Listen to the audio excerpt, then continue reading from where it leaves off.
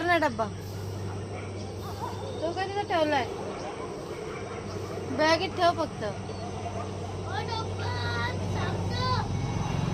हा